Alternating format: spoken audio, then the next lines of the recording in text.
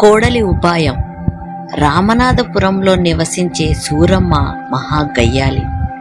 ఆమె కోడలు లలిత సాత్వికురాలు. తాను మాత్రం హాయిగా విశ్రాంతిగా గడుపుతూ ఉండేది.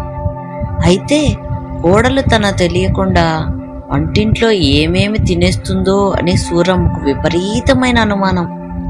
అందుకే మాటిమాటికి వంటింట్లోకి వచ్చి కోడలేమైనా తింటుందేమో అని గమనిస్తూ ఉండేది.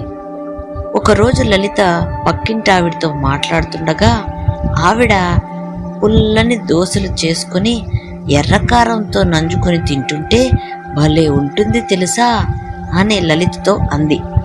అప్పటి నుంచి లలితకు తాను కూడా పుల్లని దోశల్ని ఎర్రకారంతో తినాలని కోరిక కలిగింది.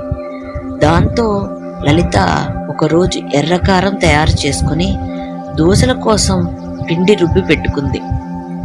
తీరా దోశ వేసుకోబోయేటప్పటికి పెనుం మీద సుయ్యమని శబ్దం వచ్చింది.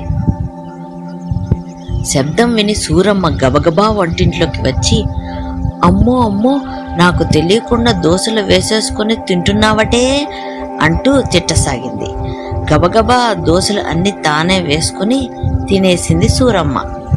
లలితకు ఏడుపొచ్చేసింది. అయినా సరే పుల్లని దోశలు తినాలన్న ఆశ మాత్రం చంపుకోలేకపోయింది.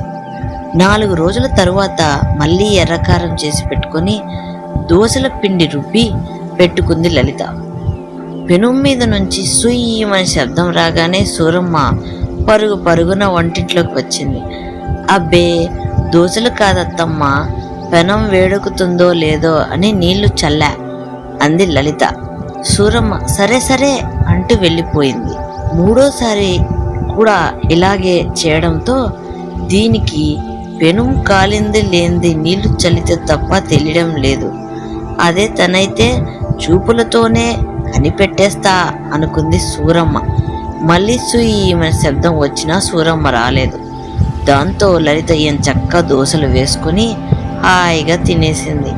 ఇక ఆ తర్వాత నుంచి ఎప్పుడు దోశలు తినాలనిపించినా అలాగే చేసేది లలిత. అందుకే అంటారు పెద్దలు, మనల్ని బాధ పెట్టే వాళ్ళ నుంచి చిన్న చిన్న ఉపాయాలతో తప్పించుకోవచ్చని.